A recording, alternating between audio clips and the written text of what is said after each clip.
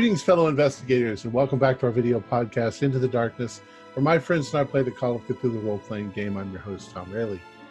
Our campaign is The Curse of Nineveh. It was written by Mike Mason, Mark Latham, Scott Dorward, and Paul Fricker, and it's available from the Chaosium website.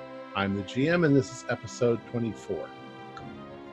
We're not going to do a recap. We're just going to go right back into it. That being said, let's continue our journey into the darkness. All right, folks. You were at the British Museum and getting ready to leave. Was there anything that you wanted to do before we can skip a couple days ahead to the after funeral? Just one quick question. We didn't have any access to what I forgot his name was transcribing, right? Like his office is locked up. All Means his work was all locked up. Memes, yeah, thank you. Yeah, and we don't have any news from him. That was a dead end trying to get anything from there, correct? Yeah, I mean, the museum has locked everything up, and we're not going to... I think I requested information from Langdon about how to reach him, but I think we're going to let him have a couple days rest. Okay. Certainly, because he was apparently in grave danger of collapse. One thing that you have learned since you were at the British Museum is Gibbons, who is already kind of in a shaky state from previous things, that he was the one who heard the girl scream and went running to see if he could find her. He has been hospitalized at Bedlam.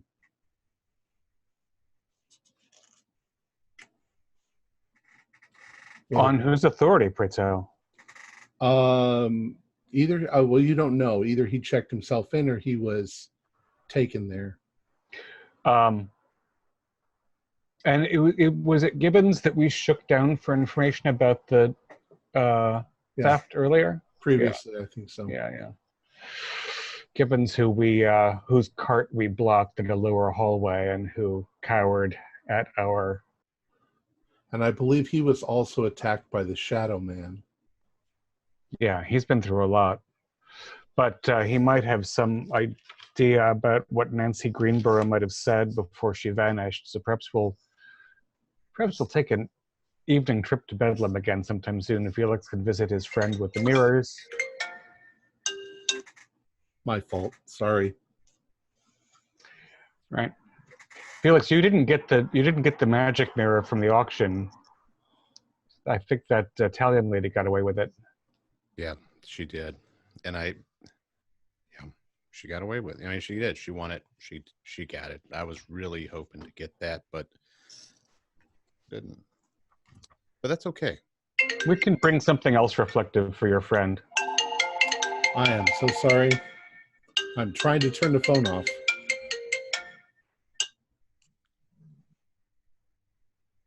Turn off. Thank you. A rather odd doorbell they have here. Don't mind me. I'm just going to take the wheel here and drive this point home. Let's cut that all out and go back backtrack just a little bit. So what were we talking about before the phone started? So Morris has been put in Bedlam. Correct. Gibbons.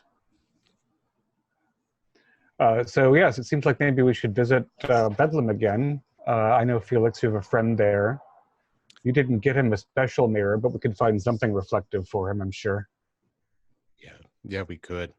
I wonder if we could contact her and get the mirror. The lady that got the mirror. Yeah, who knows?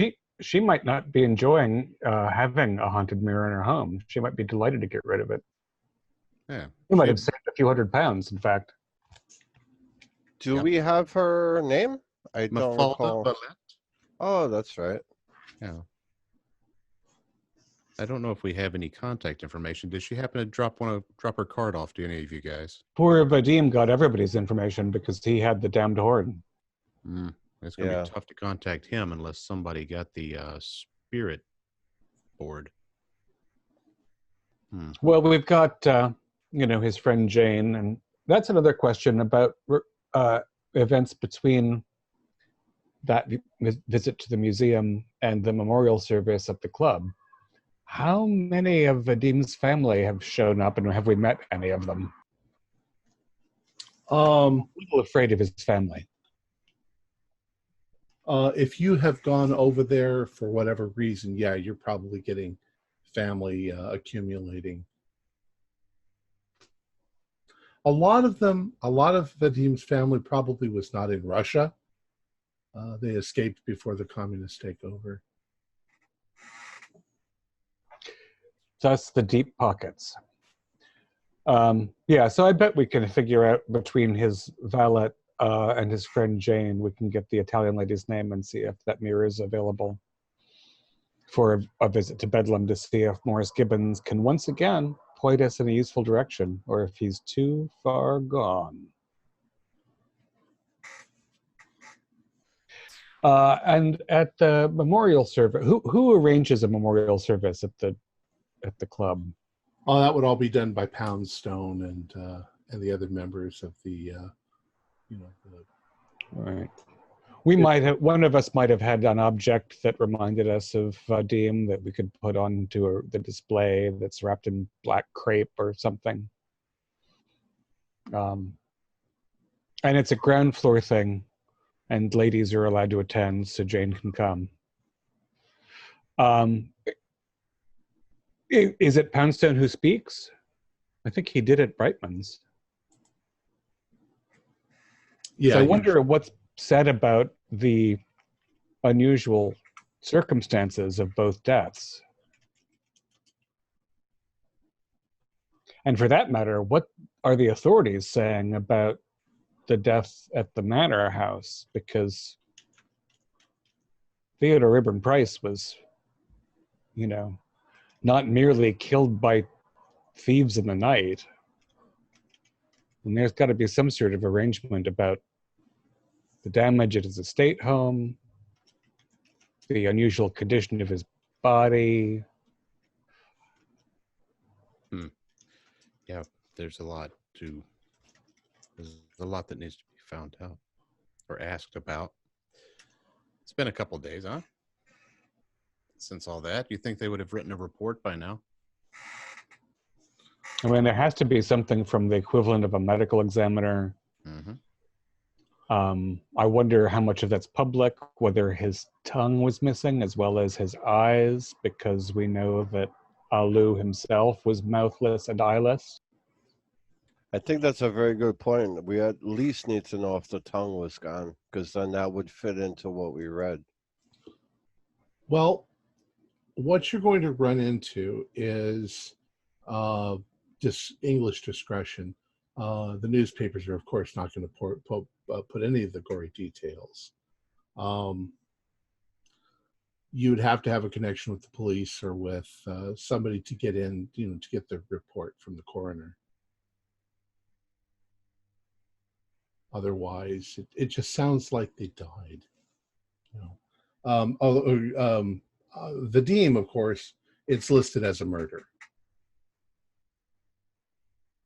And Theodore Rayburn Price, they're saying something like died unexpectedly in his country home? Accident. Uh-huh. Of some sort. Ongoing investigation, confidence, etc. Or maybe, it probably says ongoing investigation. I wonder if they're under pressure, given his wealth and status, to find a culprit, even if they have to fabricate something. But it's probably not going to be one of us. Yeah. So we don't know anything more about the condition of his body because we are not privy. Felix, if you have any attachments to members of the constabulary that might be able to advise us regarding the coroner's report or have a peek at it, I'd certainly be open to a fund to remunerate such a helpful person. But I imagine it'll take a little time at least. Yeah, I can make a couple of phone calls and we'll see how it goes from there. And I'm also wondering if maybe one of the higher ups in the club would be able to get some information, being that he was a key member of the Wentworth Club. Maybe somebody in authority here might be able to find out at least about the tongue. Well, you were able to find out information about Brightman, so you've already got some connections. And in addition, we were all witnesses approximately to Raven Price's death, so there's some sort of dialogue, I should think. You know, let's make this a little easier on you. After the day after the incidents take place, you're approached by a detective from the police. He comes to the Wentworth Club, and he wants to meet with all of you. Because of your personal stations, you're not really suspect. There's people that vouch for you, but he definitely wants to ask some questions.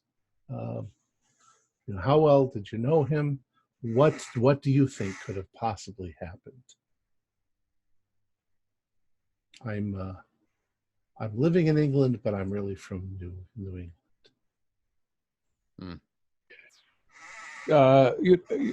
I don't think that any entirely rational explanation is going to present itself. I can say that Mr. Raven Price was heard screaming in a panicked way before he fled the manor house. And where were you all when you heard this? In various parts of the house. All of us, I believe, unconscious at the time. You were asleep. Yes. Like at 3:30 in the morning. Of course, you'd be asleep. Considering the damage done to the house, it was like somebody had. Seemed a bit like one of those American tornadoes, something that could tear out a glass wall of the conservatory, perhaps fling him through the air. Maybe it was playing the broken branch. Because we don't know of any. There were no, there weren't a. You would need a crowd of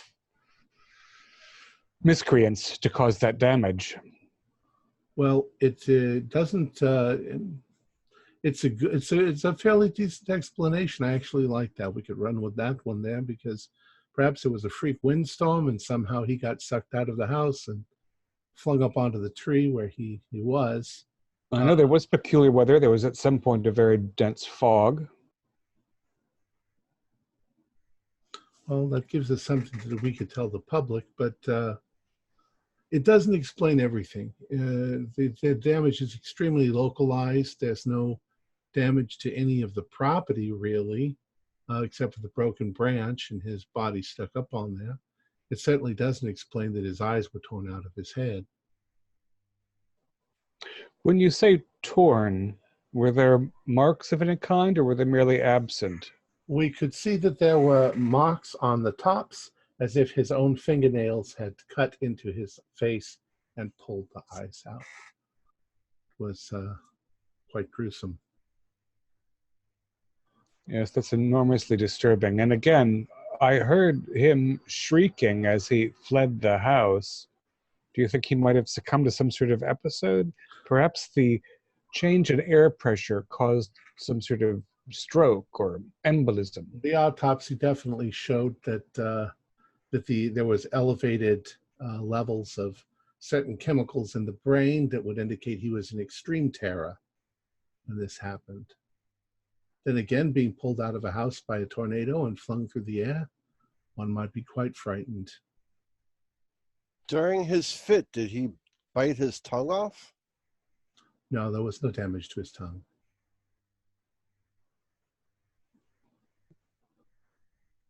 Did if the marks on his face suggested that he'd taken his own eyes out, was there viscera under his fingernails? Oh, yes, indeed, there was. We never located the eyes, but they're probably out there somewhere, a large field, and Well, honestly, yes, a rodent might have borne those sweetmeats away within minutes. Might have been destroyed by,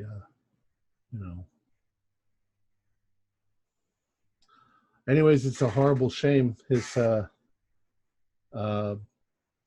you for your cooperation.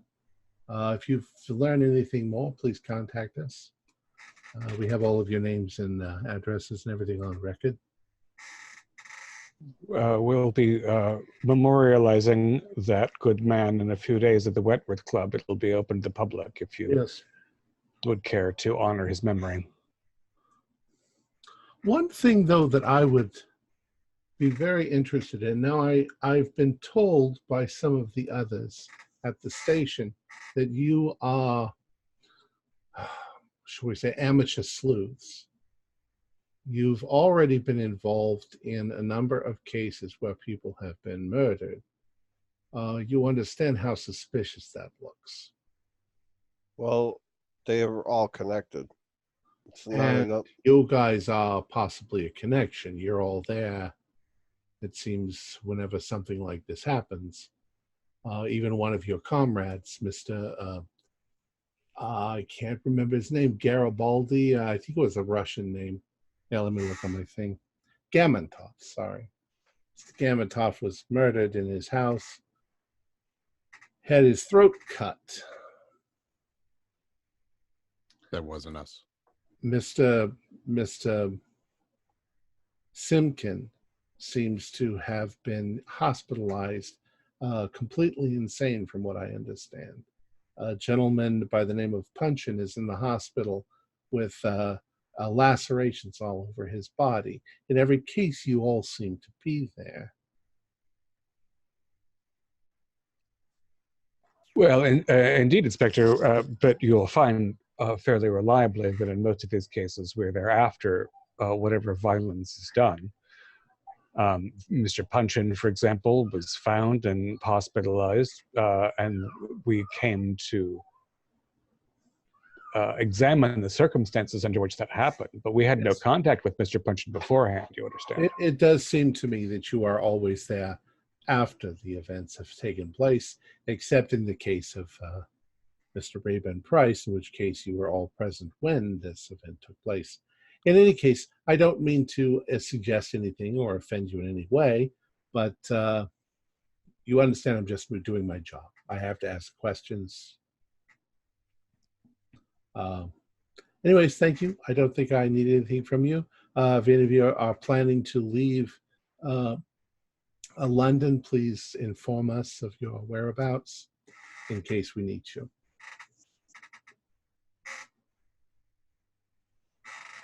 And thus, he leaves. You know it wasn't the tongue. It wasn't. Not only was it not the tongue, but it also seems as though it was that the thing that took him did not take his eyes out. He took his own eyes out, and His hands could have been guided by the thing. So, or he just saw some horrendous stuff and couldn't take the sight of whatever it was.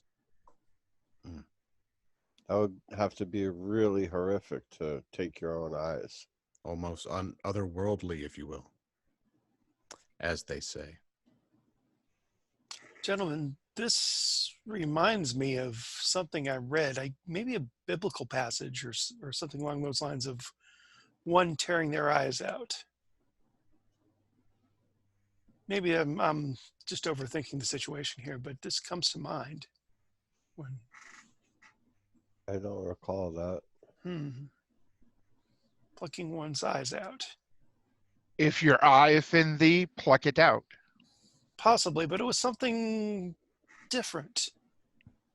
Oh, I'm sure it'll come to me at some point. For some reason, it stands out. Perhaps some kind of ancient carryover from earlier times. All right. So is there anything you want to do between now and the funeral dinner, the memorial dinner, we'll call I don't think, again, I don't think we'd be barging into Bedlam to see Morris Gibbons right away, or memes, or going to disturb memes. So maybe. I'd say maybe not, but most likely you'd probably look into the matter. You find that Morris Gibbons is under observation, that he is considered a high-risk patient at this point, and that it would be very difficult to actually get in to talk to him. You would need special permission and approval from whoever. Now you do have an N in the hospital as well. Yes, I wonder if he's being treated by our friend. But a high risk to himself or to others? It's just as a high-risk patient. Now, go ahead. Now, Gibbons, I mean, are we aware of anything that's gone on with him? I mean, did he see something he should have seen? Asking because I wasn't here last week. All we know about Gibbons is from some time ago. He was. We shook him down for information about the smuggling of the tablets that caused the Shadow Man phenomenon, and we know from recently that he heard the frightened cries of Ms. Greenborough, Nancy Greenborough, who's gone missing from the museum basement. So what is the reason that Gibbons is in Bedlam? One thing too much, perhaps, but we don't know what. Yeah. And I mean, why is he considered high risk? He probably went in there babbling about some ancient curse and mysterious shadow creatures. They think he's hallucinating and wants to hurt himself, so... Remember, that's the first gentleman that was acquiring some of the missing pieces, so I threatened him severely. Then he ran into that shadow figure, and now he's hearing voices or whatever in the museum, so his nerves were shot when we left him.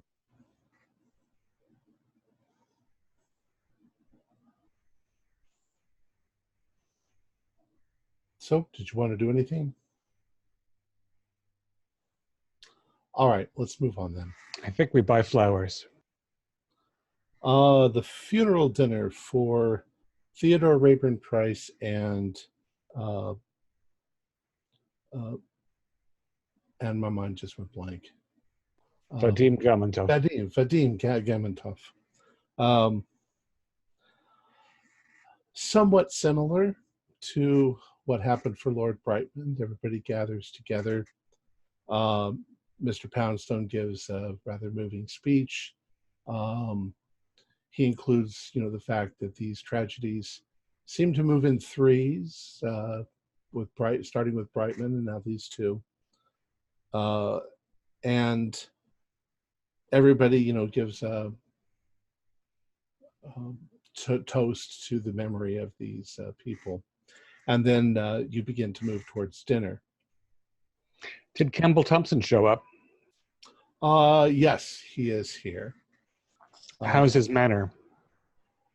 His manner is somewhat subdued, but you see him, people approaching him and asking him questions, and he's probably talking about the new exhibit and the stuff that's being done in the British Museum, and but he seems, he's not being too boisterous. However, when you are seated at table, and you have begun, the table kind of near you is making a little bit too much tittering noises, they're enjoying themselves. Maybe they've been drinking quite a bit. And when you glance over, I'm not going to make you do a spot hidden. The first thing that you notice is that Mafalda Violette is at that table, along with the rather twitty-looking fellow, who you had later learned was Odie Mortimer, and a rather sharp and distinguished-looking gentleman with a very long cigarette holder that by description you might guess is Aloysius Delgado. There are a couple of other people at the table, and they're chit-chatting about this and that. Of course, you know. Are they related to Vadim? No, but they're members of the, well, at least Delgado is a member of the club.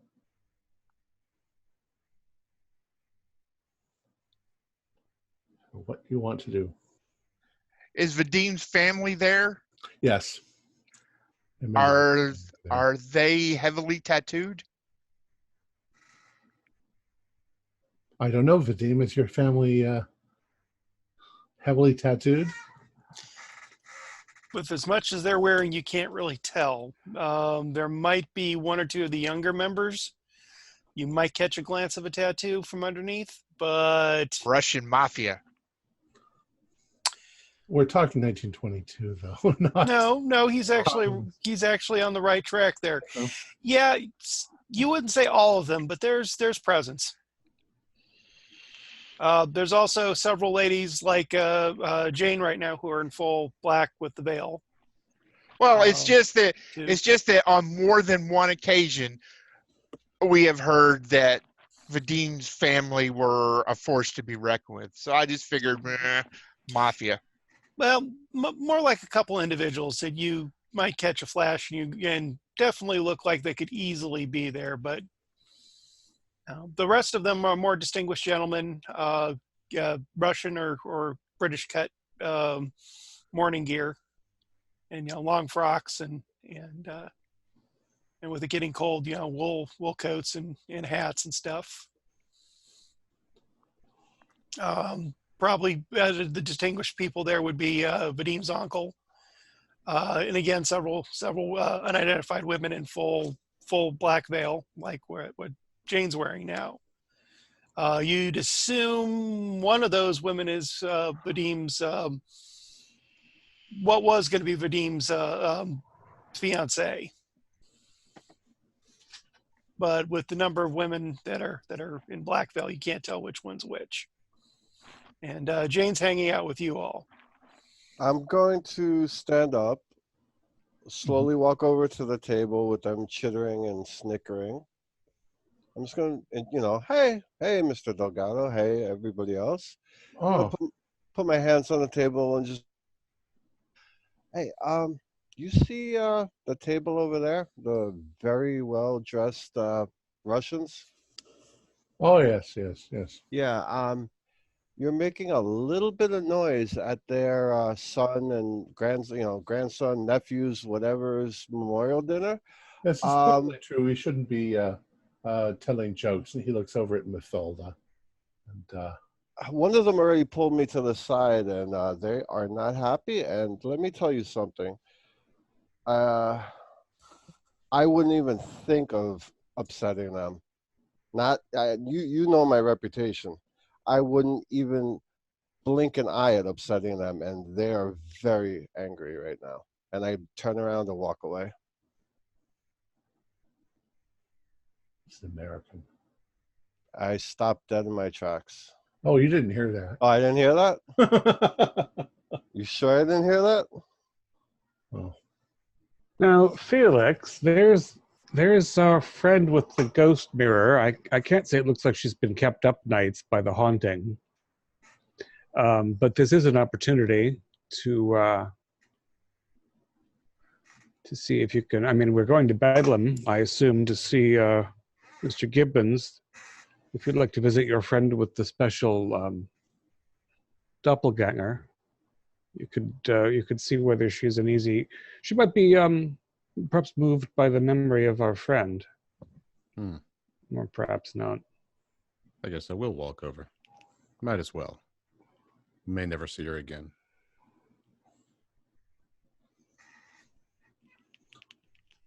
Good evening. Good evening. And who are you? Felix Matthews. Sorry, I wasn't actually here to speak to you. Oh. I was here to speak to Miss Violet. And she looks at you, she smiles, and she says, yes, what can I do for you? A while back, you made a purchase at an auction. It was a mirror. Ah, you were at the auction. I was. We spoke. Actually, you spoke to all of us. I meet a lot of people. I'm sure you do. The mirror, yes. What about it? Would you be interested in selling that mirror? Oh, I don't think so. Has it worked for you? Has it worked for me? Yes. Has it worked for you?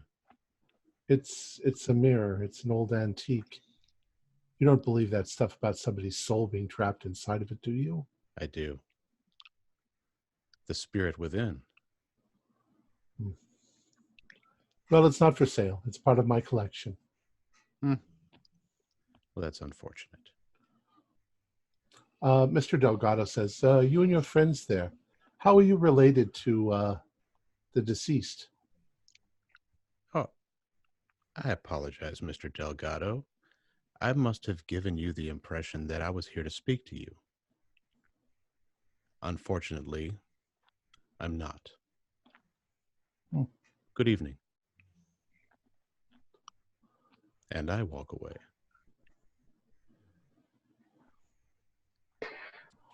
Have they subdued the mood yet over there? Yeah, that's Well, they weren't partying. They were just having drinks and eating. I mean, everybody else is doing the same. We were under the impression that they were giggling and guffawing it up. Well, that's the impression that Cyrus gave you. I just said that they were tittering a little bit. And well, they're definitely not tittering now. Yeah. Now they may just be upset. And we're not getting the mirror. It's a pity about the mirror. Yeah. I'm very curious about what your friend in the madhouse would have made of it. Maybe you could have connected to the lost soul inside.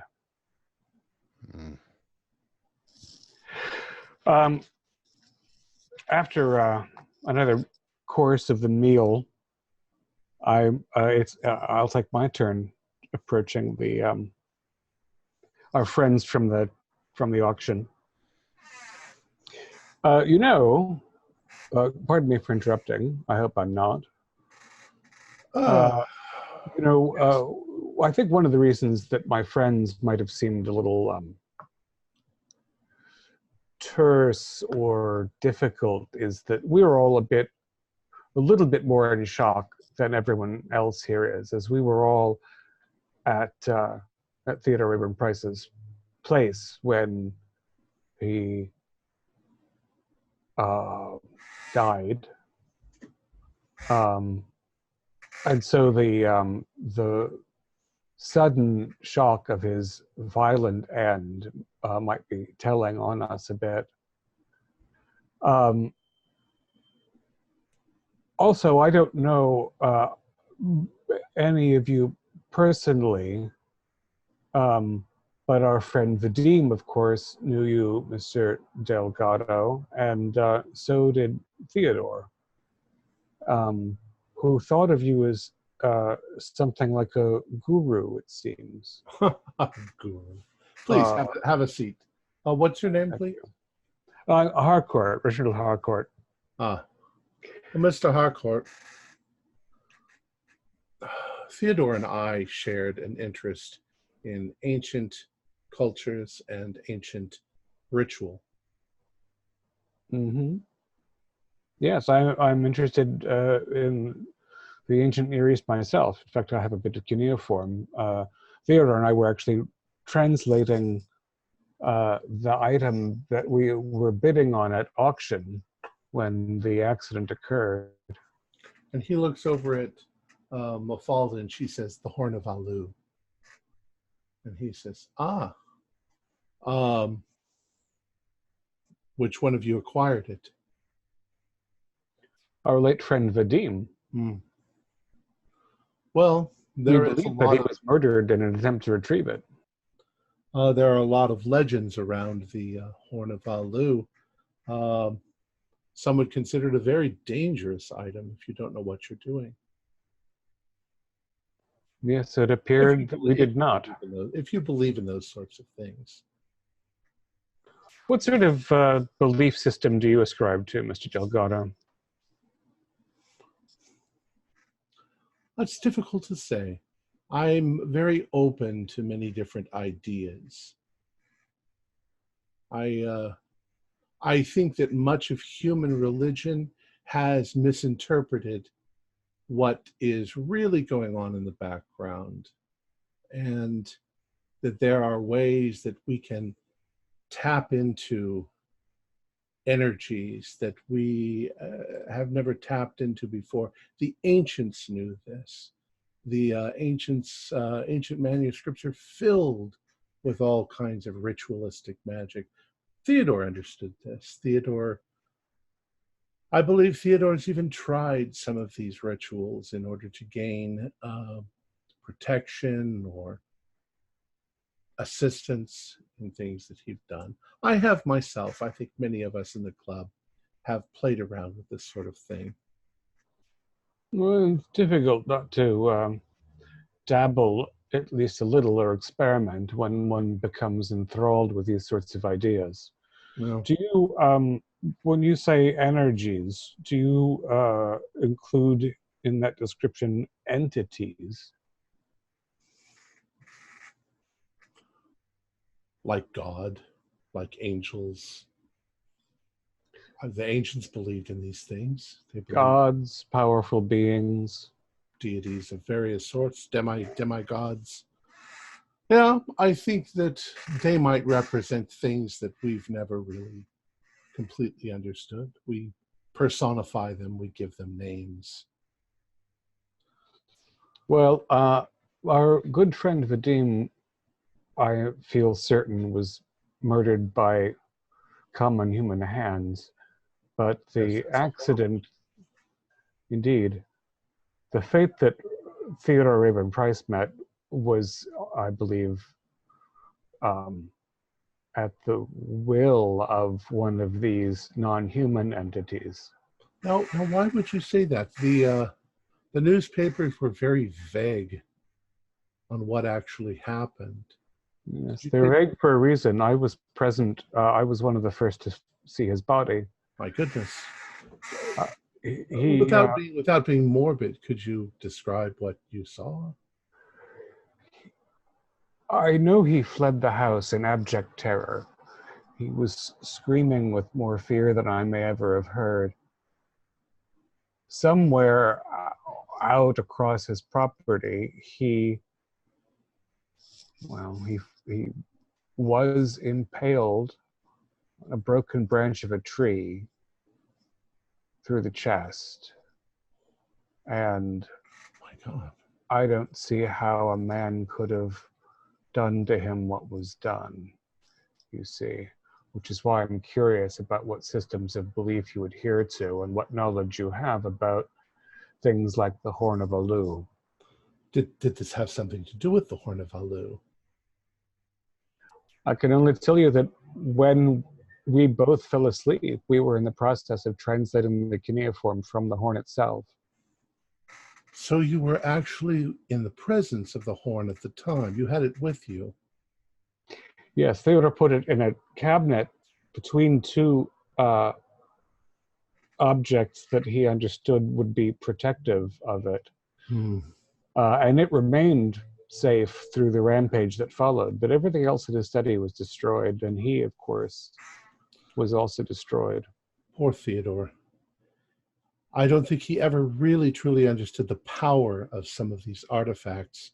I think that his lack of skill in the occult arts and his naivete at some of these things, I can't imagine what you said, they were little tablets or something that he had with protection spells. That's far too simplistic to contain something of the power that you're describing. I myself have a great many things in my collection, some of which might be able to protect others from whatever demon lurks inside the Horn of Alu. But I doubt seriously that he had anything like that. You know, this is extremely interesting to me. Not to put any kind of different twist on the evening, but I would very much enjoy your company at my home.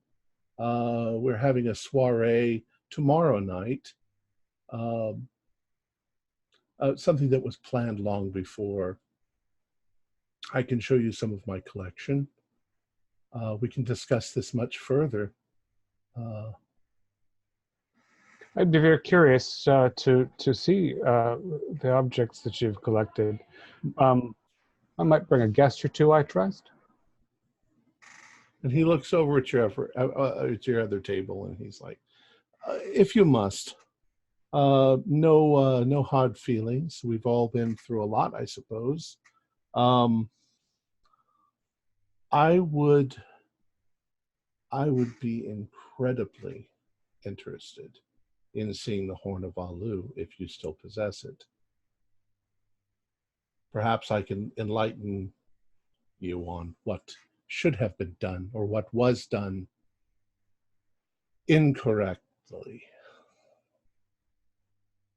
Yes, I don't know that I'll be able to bring it tomorrow. We put it away for safekeeping under the circumstances, but I can share with you at least the partial translation that Theodore and I were working on. That which would is be its very own right.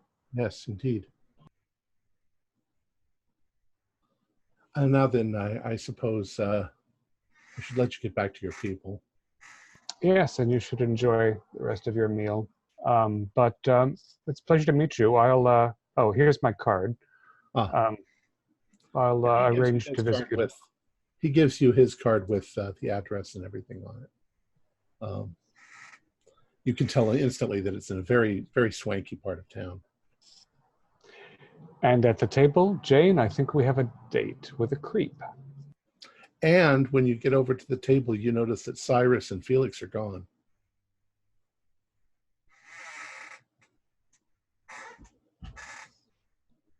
Jane, Fuller, did the boys explain themselves at all?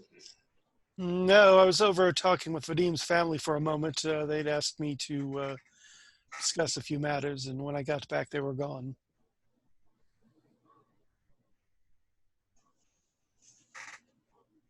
Fuller, did they tell you anything about leaving? No, they did not. That's very curious. Well, that Delgado fellow has a great deal of self-esteem, I believe they're calling it in the States. But he's invited me over tomorrow evening to look at his collection and talk about things.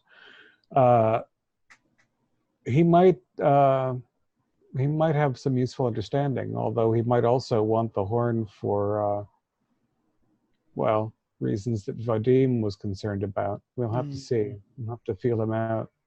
But I'd appreciate it very much, Miss Silkirk, if you'd join me. Oh, I'd be most happy to. Go into the den of the beast alone. Yes. And Fuller, you haven't offended him either. If you'd like that. to join, perhaps we can make a trio. All right, so as you're sitting there, and people are starting to mingle around, Patrick Longdon from the museum comes up, and he would like to talk to you. But before we do that, let's find out what Cyrus and Felix are doing. I didn't understand whether you were together or not. Yep. Yeah, we're together in the car. Okay. Headed back to my place. I don't like any of them at that table. I don't either. If I stayed, I would have gotten myself and probably the rest of the group kicked out of the Wentworth Club. Yeah. You know, there's much better people to talk to other folks than me or you, I believe.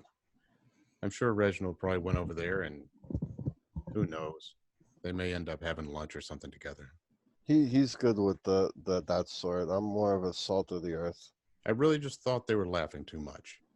Yeah, I It's a took it somber occasion. completely disrespectful, and I'm probably just looking for an excuse because Vadim's gone, and I still haven't found who did it, and I'm just looking to take my aggression out on somebody or something. But that woman too, that snide little face she gave me, I wanted to smack that cigarette right out of her mouth. Yeah. Yeah, well, she was nothing to talk to either. She's just kind of uppity, you know. Well, here we are, pulling into the garage. Come on in. Yeah, thank you. I'm just glad to be out of there. I wish I could have stayed out of respect for Vadim, but he knows how I am too. So probably the best place is here. Yeah. Hey, Belvedere, could we get a bottle and bottle of... Hold on. When you get up to the front door and you open up the front door, Belvedere comes up to you and he says, sir, you have a rather unusual guest in the other room. He said that he'd wait for you.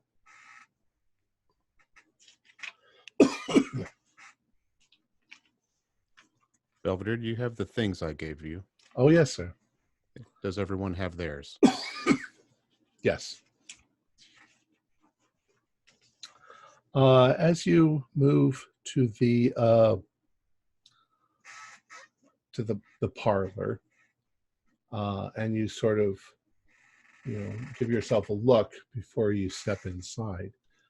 Sitting on divan is a gentleman. He's dressed in a long black robe, and on his head he wears a red turban.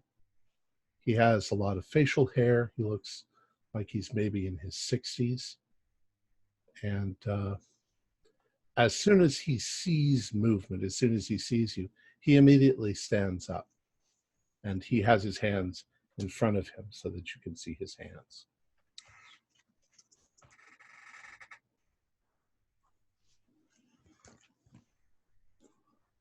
Can I help you? Yes, Mr. Matthews. My name is, I'm not doing the accent, but he has this heavy accent. My name is Ashur Rahman. I am a member of the Children of Tranquility. I would like to speak with you, please. Is that Mr. Finley? I just do that. I don't say a word. Gentlemen, it has come to our attention that you have acquired the Horn of Alu. As you know, it is an extremely dangerous artifact. You may have already had some encounters with it. We heard about your Mr. Gamentov and your Mr. Raven Price. We would like to take it off your hands, if that is possible. Yeah, that doesn't belong to us. Well, I'm aware that Mr. Gamentov purchased it, but it is one of the most dangerous artifacts of the collection. The objects of acquisition, I can't remember the word. It is one of the artifacts listed as part of the ritual at the end. It must be contained, the same as the statue that you gave us previously.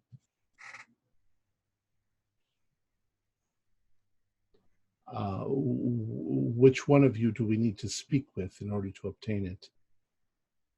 You're speaking to the right ones. Very good. What can we do to arrange this? We want to know who killed Vadim. Who killed Vadim? We don't know. You knew he bought the item. We had an agent in the crowd who was bidding on the object as well. Unfortunately, our funds are nothing compared to yours. We had hoped to acquire it that way. As you can hear from the creaking floorboard, my people are all around you. So I mean you absolutely no danger whatsoever. We're just going to need a little more transparency here. What, like, just handing this item of power over to you, maybe your group is the one actually planning to cause this ritual to happen. How do we know? No offense, I'm not. Just put yourself in my shoes. Why should we trust you?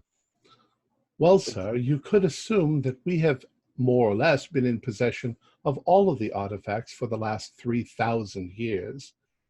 It was our mission to keep this from happening. If we'd wanted to have performed it ourselves, we could have done it 3,000 years ago. And once again, no offense, but it seems like we're the ones cleaning up the mess. It's unfortunate that these things were moved here.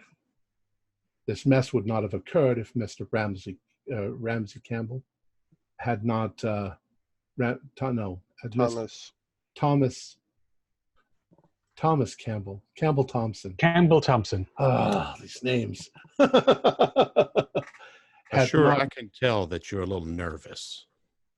Don't be nervous, but don't make any unnecessary moves. Continue your story, please. If he hadn't, by stealth, uncovered the temple and removed everything, all of the artifacts, he's even removed the temple itself. How do we put an end to this once and for all? That's the question. Combined forces, let's end this once and for all. Yes, that's our goal by surety, but we are not as well organized as you might expect from somebody who's British or, I believe, American. Our group we don't have schools or training centers or anything like that.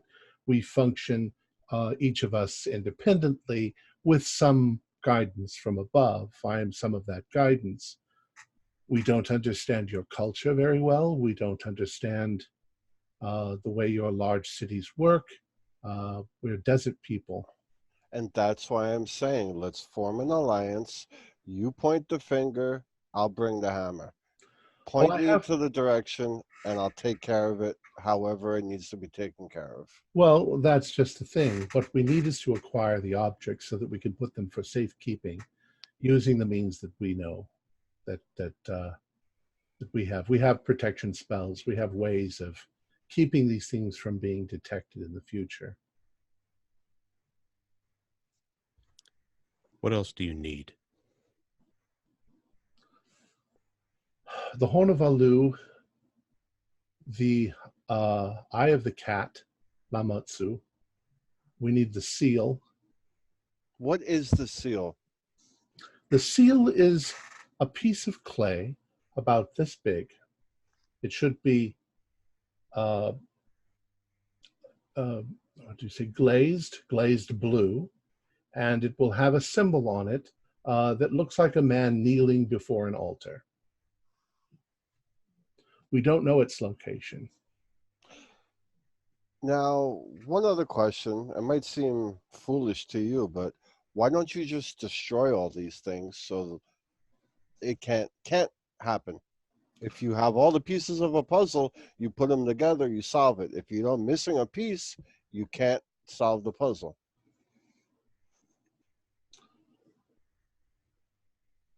It's hard for the Western mind to understand, but it wouldn't work.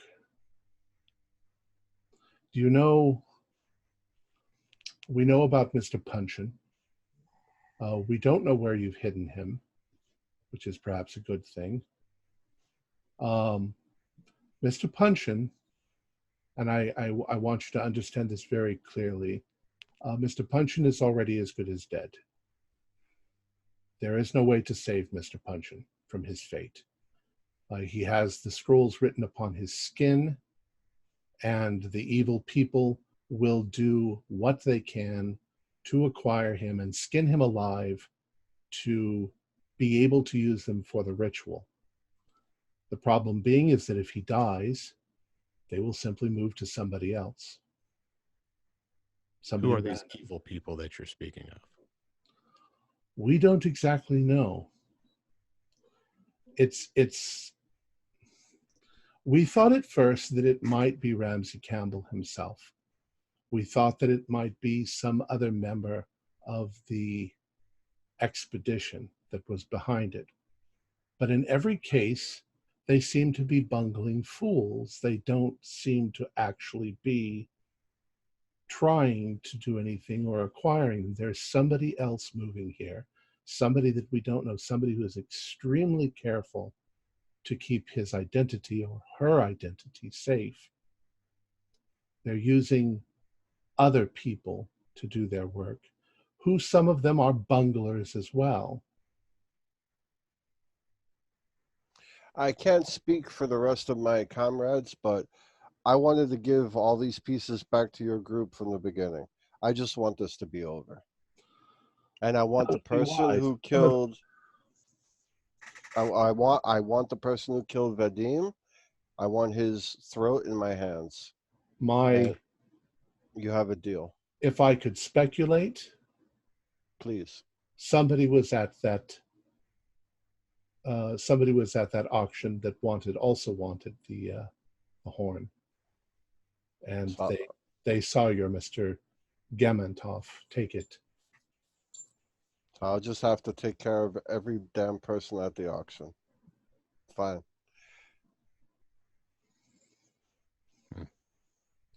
In any case, it is very imperative that we get rid of these objects, that we take them back to Nineveh, that we put them in secret places. Because the consequences, if these people, it's not always something that you learn from books. There are evil forces that want to be released, and they will teach their lies into the minds of men and force them to actuate their release.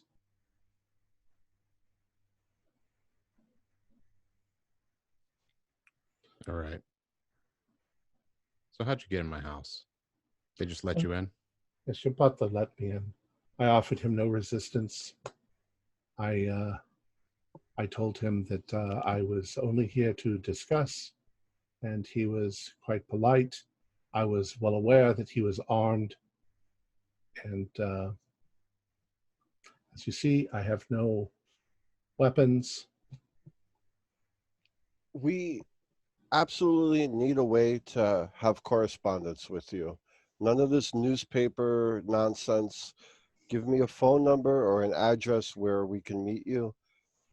Not something where we meet out Trafalgar Square. We need to be in contact with you if we discover something, or not wait around like buffoons hoping you'll show up. If you want the stuff, I'm more than willing to give it to you, but we need to have contact and we need to be assured it's going to go back. You might need to speak with the rest of our friends just to assure them, but you have my vote as long as you can help me, guide me towards Vadim's killer, and you stay in contact with us. No disappearing acts, no waiting for weeks upon time to get in touch with you to ask you a question. We need transparency. Then I will give anything and everything I can to you to get this cursed thing out of the country. That might prove a little difficult. We don't have an address. We don't have a telephone number. We don't live here. You're staying somewhere. I have an apartment that I'm not using. You could stay there. That might be acceptable. We could use that as a contact point.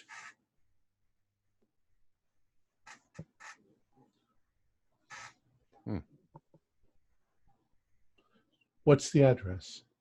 I give it to him. I don't. Okay. My apartment, the flat that I'm living in, but I'll stay at the club or I'll stay at. You'll stay here, sorry. Felix's. All right. Yes, that's acceptable.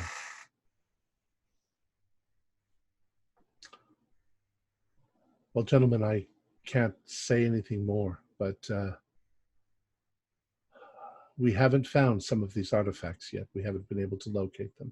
We do suspect that some of them are still within the British Museum, but we don't know that. We can't exactly walk into the British Museum and look through their vaults. But one of you can accompany us on our frequent visits there. Perhaps, but from what I understand, the vaults are extensive. It would take us months to go through them. Perhaps years. Well, without the horn, they can't finalize the ritual, correct? It's one of the things that must be present, yes. And we're right by saying ritual, correct? This whole temple complex will be part of some ritual to what? Can I have an answer here? Is it bringing forth a demon? Is it? Do a persuade roll. All right, hold on 1 second. Oh, not bad.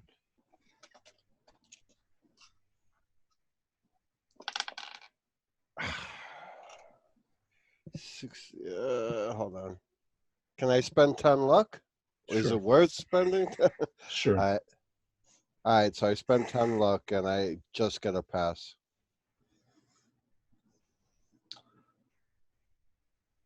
3,000 years ago, the Sumerian culture was at its height. Now, I might be getting some of the dates wrong, but okay.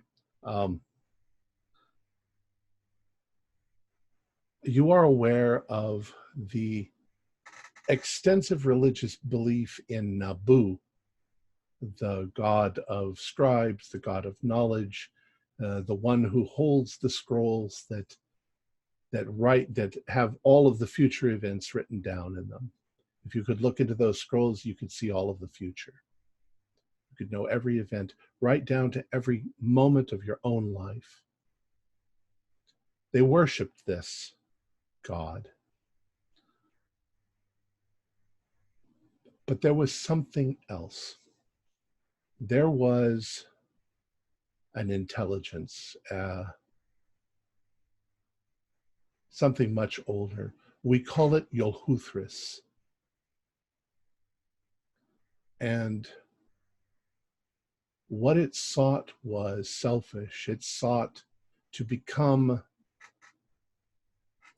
the Lord over all life on this planet, in this world. And a ritual was created by the priests in the Temple of Nabu, wherein that they would open up a doorway through which Yolhuthris could come. And he would come and he would possess the high priest, and he would rule on earth for all of eternity, enslaving mankind. They had all of the objects they needed to perform this ritual. And our high priest, Abanashtur, he found a way to infiltrate their temple. Our people were ready. Our people were with him. And we allowed their high priest to perform the ritual. And at the moment, just before they'd completed the ritual, Abanashtur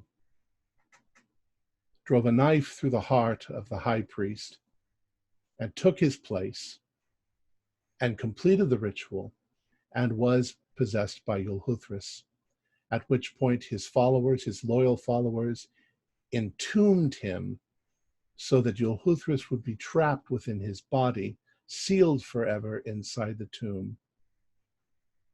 And that has been undone now by your Ramsey Campbell Thompson.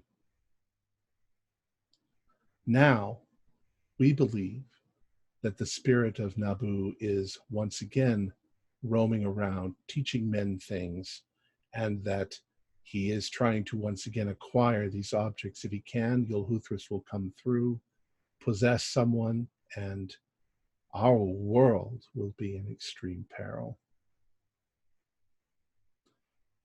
I know this must sound ridiculous, but this is what we have been trying to stop for 3,000 years. 2 months ago, it would have sounded absolutely absurd.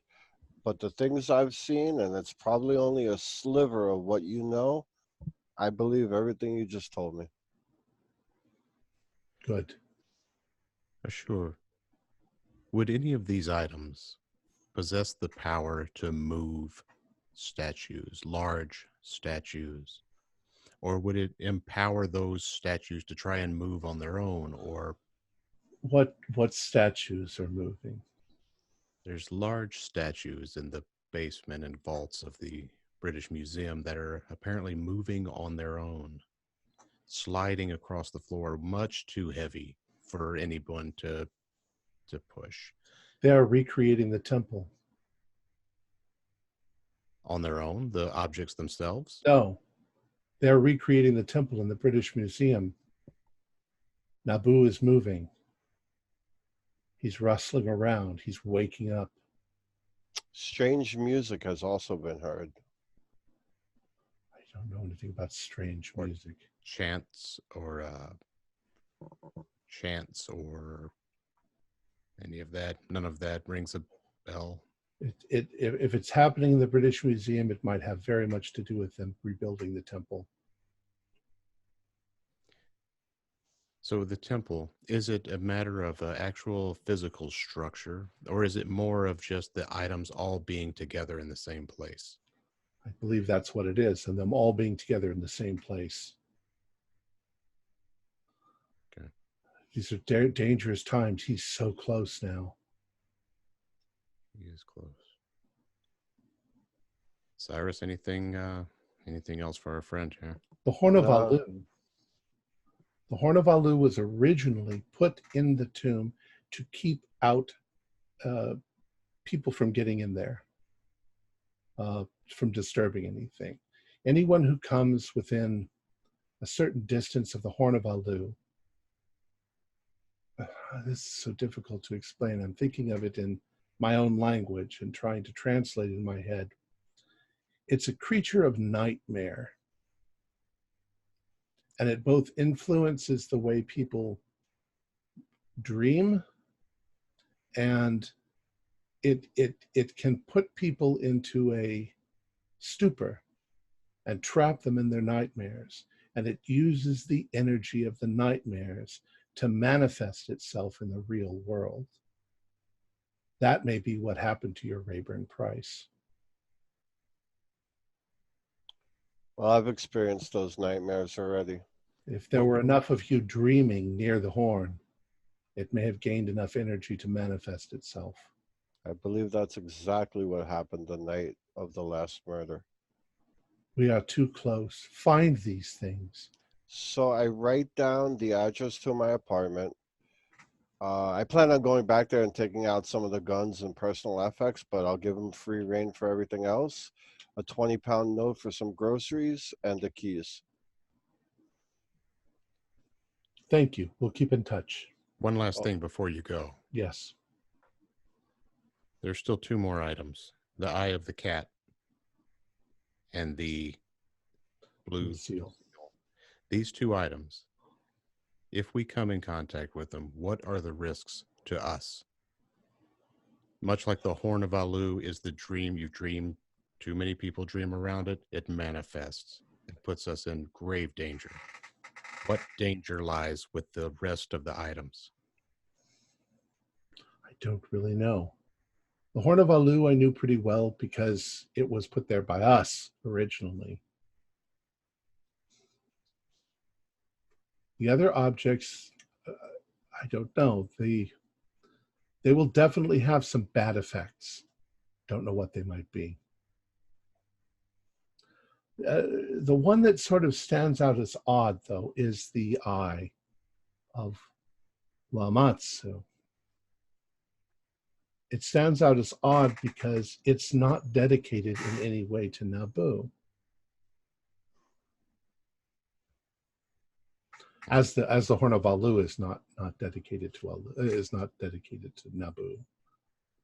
Their presence, though, is necessary for him to escape.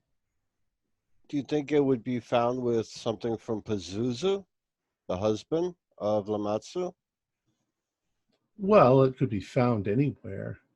If we're talking about the religious belief about Lamatsu and Pazuzu, they're diametrically opposed to one another, even though they were married in the mythology.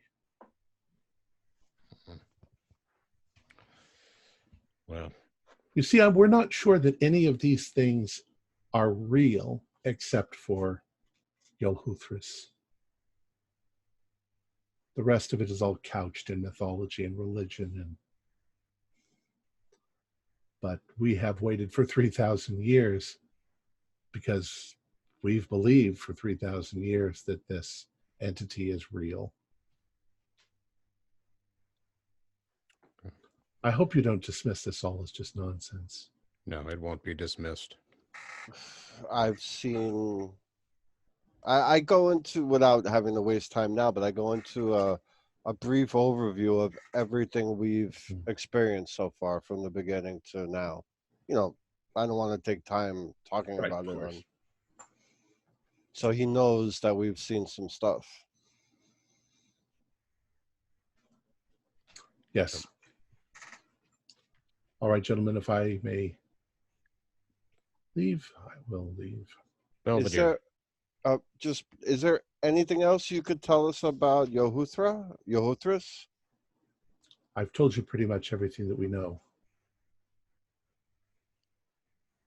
Belvedere.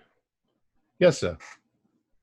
See our guest out, and once you're finished with that, could you meet me in my office, please? Yes, sir.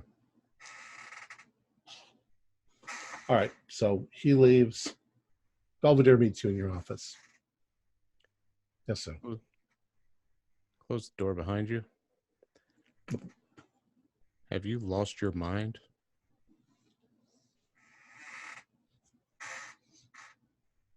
You just let a man into the house, knowing all the stuff that's going on, and you let him come in here and sit, having no idea that we were going to walk in. There's no telling what that man could have brought into this house or done to any of the staff.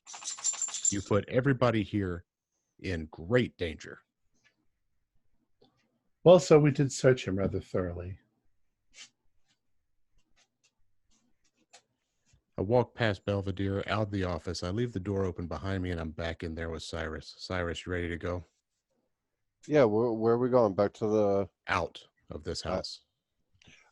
Felix, he hasn't seen the kind of magic stuff we have, so the threats. I'm not trying to defend him, but Belvedere's only threat would be a gun or a knife. So, Are you coming? Yeah, but we gotta kill time. As far as Belvedere knows, he searched him for a knife or a gun or a gas bomb. I made it very clear. Until you experience what we experienced, you could have talked to me for days prior to this about a ghost man, and I would have left. I didn't put everything I own on the line to put you in a house, to give you a second chance, to put every bit of my trust into you, and you put every bit of your trust into me. We depend on each other. Myself and my staff, we depend on each other to make sure nothing happens to any of us. And when he let that son of a bitch in the house, that trust was broken. I don't think it was intentional, though. Regardless. He's still a good man. I'd give him a second shot. No harm, no foul this time. Get in a fucking car. We're in the car. All right, so you guys drive back to the Wentworth Club. Is that where you're going to go? I believe so. All right. By the time you arrive at the Wentworth Club, people are leaving. And you meet Reginald and Fuller and Jane. Did Mr. Longden have anything to say of note? Oh, I'm sorry. I forgot about Mr. Longden. Let's jump back then to Mr. Longden. He comes over and he's like, well, gentlemen, it's sad days indeed, aren't they? It's Such horrible tragedies. I thought I'd had enough of violence in the Great War, and yet the last few months have shown me a new set of nightmares. Yes.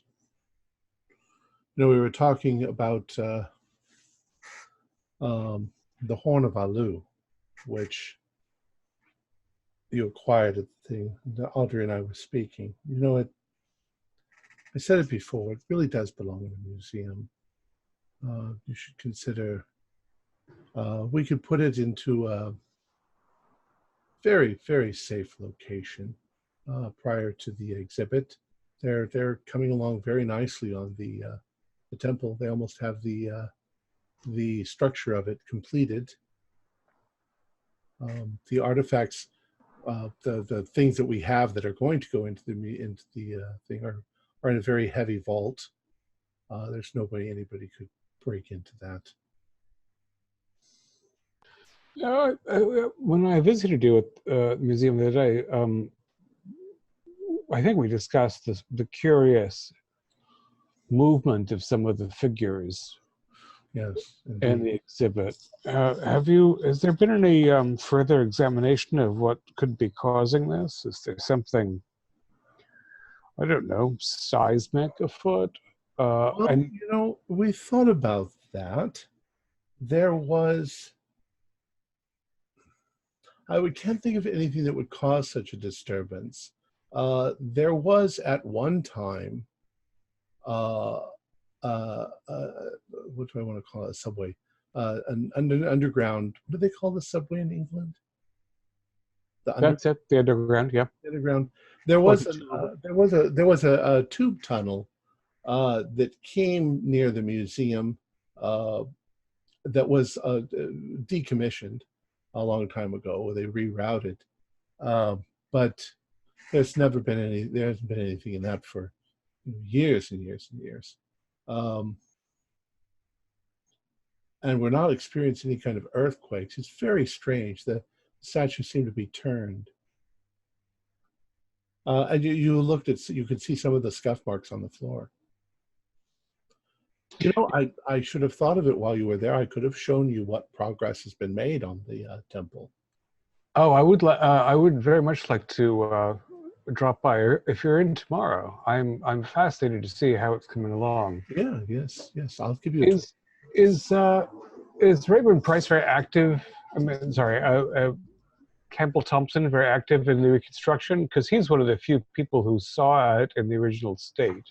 Well, yes. I mean, he's given us detailed plans on how to construct it. I believe he's given those to Audrey, and she is mostly in charge of the placement of the objects to make sure that everything is in the right spot. She's quite. She seems like an extremely competent young lady. Yes, indeed. She wants to make sure that everything is in exactly the right place. Exactly the right place, indeed. And I know that there have been, over the course of time, as we've discussed, there have been thefts and losages and the like. Are there any pieces that seem as though they'd be important to the real reconstruction that are still astray? Not that I'm aware of. The Eye of Lamatsu is missing. We're hoping to reacquire that at some point if we can find it. We're kind of doing what we always do. We wait until it comes up on the black market or in a private collection. It's bad if it goes into a private collection, because sometimes we don't find out about it for years.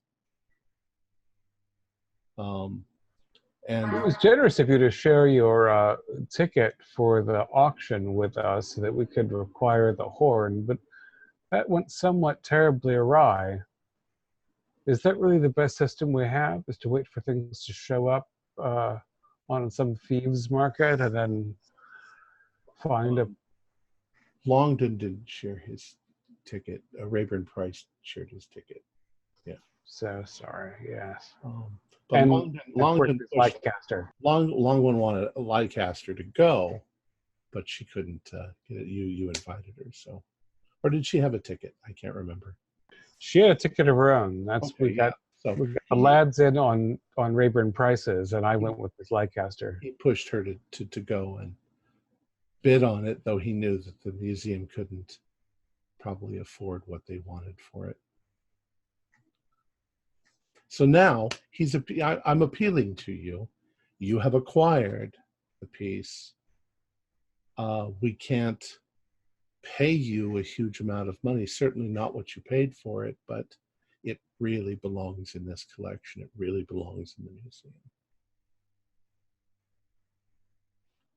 It certainly is part of the museum's notional holdings as it was acquired for the museum. However, you understand that as Vadim purchased it, and Vadim has since been murdered, it might be some question of his family's disposition as to the ultimate disposition of the object, rather. Well, we would certainly be very pleased if you would speak to them.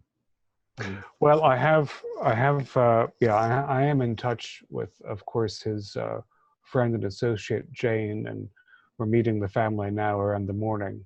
So I will certainly be actively helping to determine the final location of that remarkable object.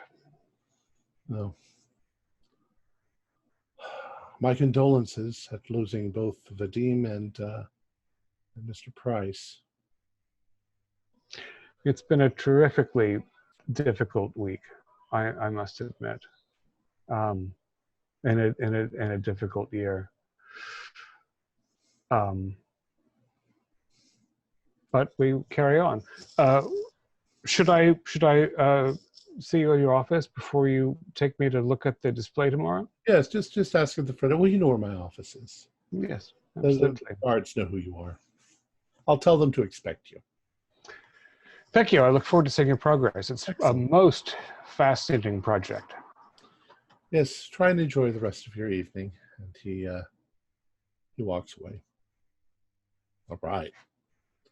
Eventually, as you are leaving the Wentworth Club, you see Felix and Cyrus pull up in Felix's car. You two look like you sat on another hornet's nest since you left. Get in the car. We got some things to talk about. Is it chatting wagon time? Correct. That is correct, sir. Jane, it's a running gag, Jane. Where is Jane? Is Jane there with you? Yeah, actually, they probably noticed her just like right almost behind Longden as he's walking off and not paying attention to her.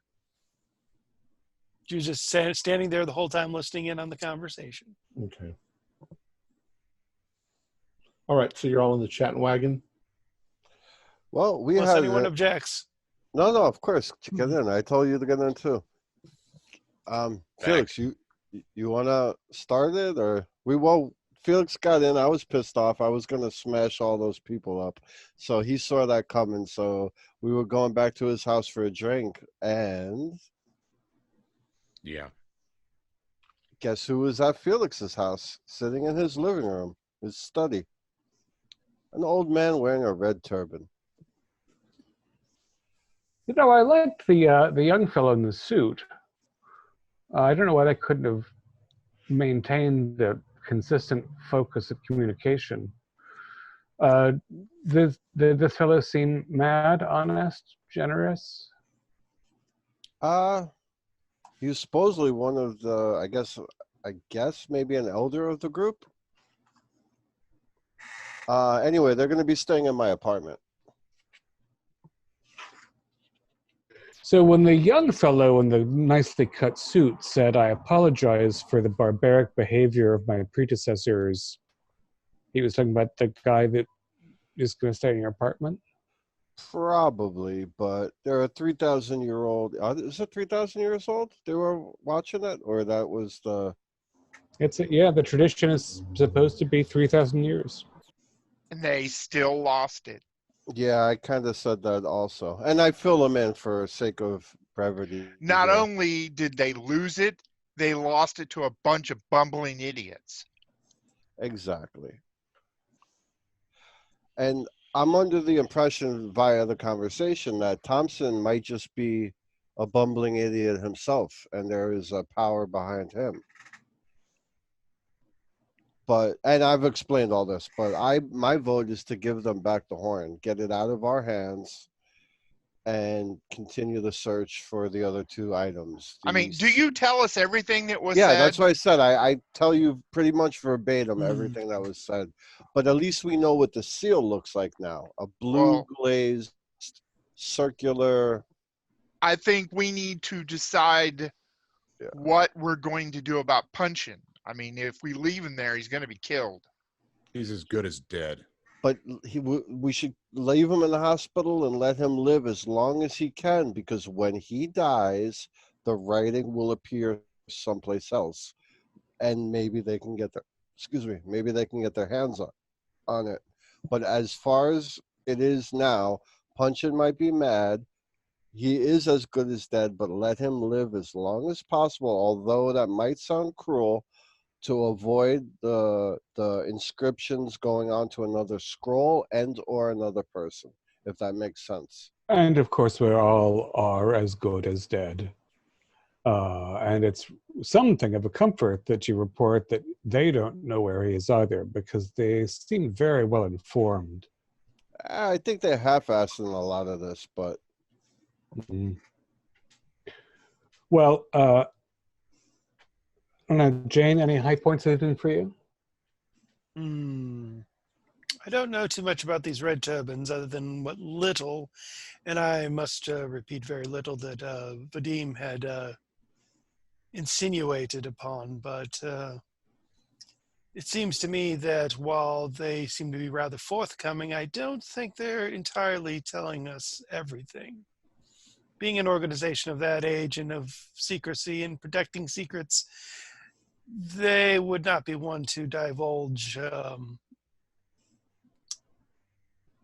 what would be the best way to put it, the whole story. Right, of course, and neither would we to somebody else. But I don't think any one individual in particular in that group actually knows the full story. I think they've all been given their traditions, and this side knows this part, that side knows the other part, and maybe a couple heads might know. Yes, the left hand doesn't know what the right hand is doing. Correct. What I question is that they say they don't know who went after Vadim. If they've been following our procurement, shall we say, of said artifacts, I find it very odd that they wouldn't know who the major players in the game were. I think they do know who got to Vadim. Well, if there were 20 people bidding on the horn, they had 1, 2, they say 1, I say 5 operatives at the auction. That's still only 5 people they could follow, when the most important one they needed to follow was Vadim. And Mr. Albright. Go ahead. Oh, I do apologize. Mr. Albright, do keep in mind that it's only been a few days since this tragedy occurred, and it does take time to locate individuals. Would not be surprised that they're under orders to keep an eye out for Vadim's killers. And we have the further information now of the Savaggio problem, and the assertion that we have from his subjects that he was himself under an authority and not an authority himself. So it's no longer, some months ago we thought that we were in competition with the Red Turbans or the Children of Tranquility, but now we know that there are several actors involved. Felix, is that, what is that, ambulance? Just take the left. Jeez. Thank you. So, Jane, sorry, Miss Silkirk, I hope you'll join me tomorrow at the museum. Anyone else who'd like to come, I think you should as well. Mr. Longdistance is finally willing to let us look behind the curtain at the reconstructed temple. And from what you've told me, it sounds as though his earnest passion to retrieve the horn, and Miss Leicester as well, it seems a more dangerous prospect to hand it to the museum than to give it to these Asiatic fanatics. Because if they're constructing the temple to the best of their ability, from what you were told, that is the site of danger. And he said that he thinks that either the Eye of Lamatsu or this Great Seal could still be there. Could still be in the museum, he thinks. Yeah. Now, Reginald, when you were recounting your story with about Thompson and his assistant, I believe, in the museum, how she was pointing out things, where they go, what was her name again? Miss Leicester? Is it Leicester, or was there another woman involved? What was your question? I'm sorry. He was speaking with, I'm drawing a blank on the name, about how Thompson was placing the stuff, and then there was somebody else. No, he was talking about Audrey Leicester. He was talking about Audrey. Okay. Sweet, lovely young Audrey Leicester. I would like to interject that there is a player behind, and you might not like to hear it, and I hope I am wrong, but if there is a power that be behind Thompson, could it not be young Leicester? It might well not be her, but she had a ticket to the auction, and she did not wish to tell me whence it came. You know, the one thing that we seem to be overlooking is that whoever the players are, they're looking for the game piece. Now, if we hold said game piece, they have to come to us. By coming to us, we can identify who they are, thus know where to look for the other pieces. No, that's what Vadim was thinking. All it takes is for us to take one piece out of the equation and get it to the point where they cannot retrieve that one piece, and they're screwed. Right, and if we give the horn to Team Turban and it's out of play, but the powers that be do not know, they still think we have it, they're going to come at us regardless, and the piece is safe and sound with the Children of Tranquility.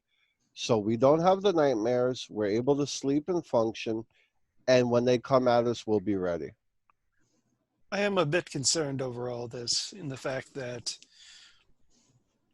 well, let's say we do get these pieces, or at least a majority of these pieces, to the Children of Tranquility.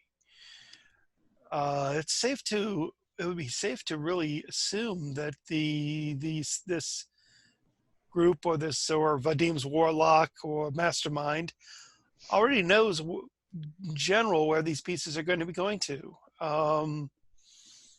There is a chance that they could be intercepted, if not the Children of Tranquility go back to Nineveh with the pieces, only to find a welcoming committee for them. This is what I'm afraid of. Then what kind of welcoming committee would that be, Jane? Bunch of Russians? No. A Russian family? No. Not a Russian family that may have sent somebody over here to find out exactly what was going on. Maybe somebody who didn't really seem like someone who would know as much as they seem to know about the workings of criminals. Strange. Is it strange, Jane? What are you insinuating at? Is it strange, Jane? It's all I'm asking. It's a yes or no more than anything else. Just a simple binary question, if that is a word that we use in this time. Vadim's family is not involved in all of this. Hmm. The only involvement they are in is to find Vadim's killer, and their wish is to take care of the matter. Vadim's killer only. I believe that. How I do. hard would it be for us to obtain a replica of the horn? I mean, do we have silicone casting at this time? No, but Paper mache. Algame, Clay. something. But if we can get a lookalike for the one, does not have to be exact, because they just something that we could wave around, and they go, oh, they've got the horn with them. you would have. I think our best bet is to drag them out into the open. You would Force have to their get. hand. You'd have to get an artist, a craftsman, somebody who could actually carve it out of something, or you'd have to find a way to. There'd be some money for some paste jewels. Right. I'd have to be involved with the cuneiform. It would probably take a few days. Ah, I know I'd get It the would idea. probably take a month and a half. Yeah, just waving around the case that it came in would be enough to draw them out. Yeah, Is it- why yeah, not? that'd One be of us carries the case with us at all times, so it looks like we've got the horn in our possession. As far as making a duplicate, I'm not looking for exact like cuneiform, because at a distance it's scribbled. I'll take the case. But I think after everything that has happened lately, I think all of us should be inseparable from this moment on. I think, you got family things to do, whatever. You know what? You won't be around to see your family if we split up, because that's what they're waiting for. I think we should all, at the very least, have a buddy system, but I think the five of us should become the very best of friends and not leave each other's side until we finish this, just for safety's sake. Friends trust friends, Cyrus.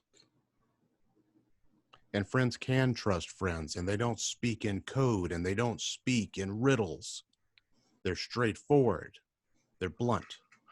And they get to the point, especially in times such as these. I don't think I would get any disagreement from anyone, would I? No, I agree with you. Where are we going? I feel like you have just been turning at random for a while. I am. We've been around the same block 18 times. Yeah, I was going to say I counted that diner at least 4 times. 26, Actually, if we're going by the metric system. I could use a bite. I could use a bite to eat. Why don't we get some flapjacks? Oh, I don't know if they have those here. They're crepes in England. That's what they call flapjacks or crepes. Just so you know. I'm just going to pull over to the side. Right. I can just pause for a moment and waste less petrol. You feel as though both of you who met this turbaned fellow, Ashur, Ramon. you found his argument somewhat compelling. Yes, I did. Jane, you haven't met them before, so you only have what we have to say. Fuller, is your inclination to turn things over to the Children of Tranquility? No. I have to say at this point, the ascendant Naboo statue that we turned over, haven't missed it. Don't feel guilty about the British Museum. Not having nightmares. Don't know about any further casualties as a result. That said, right now we're the only people who know where it is, the horn. If that's enough to thwart this temple recreation, and we can keep the Children of Tranquility at bay, I think that's an acceptable middle ground. The question is, whose help do we need to find the Eye of Lamatsu and the Great Seal? And can we get that, and will we need it? Or we'll simply, and again, Apparently, these objects are not destroyable in a way that's useful. I don't know what that means. I would think that slamming anything under a ton of granite would be sufficient, but shadow people. Are we the only ones that know where it's at? Unless Jane, are we the only ones who know where it's at? Yes. We're the only ones, and I have not told Vadim's family anything about the horn, and they have really no idea about the horn or its provenance. You know, we could always find a skyscraper under construction and drop it in the foundation. I brought that up with our fellow turban wearing friend, and he said that we couldn't comprehend the way it works, but that would not be adequate. Which, after seeing, invisible things smashing through walls, people pulling their eyes out, strange inscriptions appearing on bodies, I'm gonna kind of say, yeah, he's probably right. Mr. Matthews? Yes. To continue Jane. what I have said, that quite frankly, Vadim's family has no idea about the situation we are all involved in, or this whole Curse of Nineveh business, I guess you could call it. They particularly don't. They have not heard about it, and and in general don't care. And I think that's for the best. I personally would not want to involve them in this, and if I even tried, they would not really see any usefulness of further involvement. And if you have any further direct answers that you need, please ask. Who do you work for? Really? Not the family. Not that bullshit. Who are you really working for? I work for myself. I am somewhat of a amateur sleuth. My profession, of course, is a overglorified dressmaker. And in the whole process, Vadim's family pulled me in on multiple occasions to assist them, as I've said. And I then became a retainer of sorts. So if there's anyone I work for, it's myself. I'm sorry that there's a bit of bad feeling between the two of you. I'm not certain that I understand its nature, but I trust it shouldn't overshadow the larger question of an attempted Armageddon by some Yehuthris. Is that right? Yehuthris? Is that what you said? Yes, Yehuthris. I'm going to try to figure out how the hell one would write that in cuneiform to see if I can make any more sense out of it, or if it's on any of the objects we've seen so far. That actually might be a brilliant idea. Yehuthris. That's what I'll do before I retire. Tomorrow I'm going to see the reconstruction of the temple. We'll not be taking the Horn of Alu with us. It is to remain where it is, which I swear you all to secrecy regarding.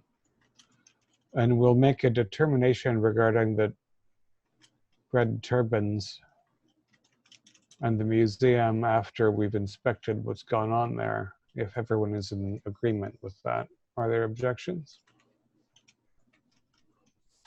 No objections. None. Oh, and should we get through the day in relative comfort, that ridiculous Delgado figure has invited me to his home tomorrow evening. I remember you mentioning that. I absolutely will not attend, but please do me a favor. Kindly get cards from that snooty-nosed bitch the other gentlemen, and Delgado I can find when I need them. But please get me cards from those other two. I plan on doing nothing and just spending a nice evening alone one night soon. Cyrus. I don't know if they'll be in attendance, but if they are, I'll collect whatever information I can. I don't like any of that little society. They seem, at best, smugly monstrous, and at worst, earnestly sinister. They're repugnant. But he might know something. You know, Theodore thought he knew something, at least up to a point. The word comes to my mind is repugnant. But please get anything you can from them. I shall gather what I can. Jane, might you be free tomorrow evening to come with me as well? Absolutely. I would be more than delighted to join you. I think you'll be more welcome than some of our group. Yes, and since I am not well known, it would be a fresh start into perhaps gathering further information. And I'm pretty good with dealing with people. Well, very good. So, museum in the morning, wealthy jerks at night. Anything else on our agenda? It's a busy day we have ahead of us after a funereal evening. All right. Unless you have something else, that's probably a good place to break for the next day. Get out of my car, Jane. Now, Felix. Get out of my car. Well, we are right in front of the club again somehow, so at least she won't be very put well. out. Heads out. Gets out of the car. Out. Road rage. Our players included David Gassaway, John Byram, Ford Fitch, Jason Melnichuk, and Jerry Bryant, with myself as keeper of the secrets. We're currently producing up to 5 shows a week with music and sound effects added in post-production in order to create a richer listener experience. We provide audio-only versions of our shows free for you to download from Podbean or iTunes. The costs involved with the show are provided almost entirely by our patrons. Without them, we wouldn't be able to do what we do. If you'd like to support our show, please visit our Patreon account. Just $1 or $2 a month helps us a lot. You can find a link in the description below. Like, share, and subscribe to our channel, and punch that bell icon for updates on our latest shows. And leave us some comments. We enjoy reading them and answering any questions you might have. And follow us on Twitter at ITD Podcast. I'm back, bitches. Yeah. Jerry's elbow is broken, but he has to, no cast, so he has to keep moving it. This is Tom Rayleigh, together with all the members of our gaming club, inviting you to journey with us once again into the darkness for another adventure into the universe of H.P. Lovecraft and the Call of Cthulhu role-playing game. Until next time, good luck and good gaming.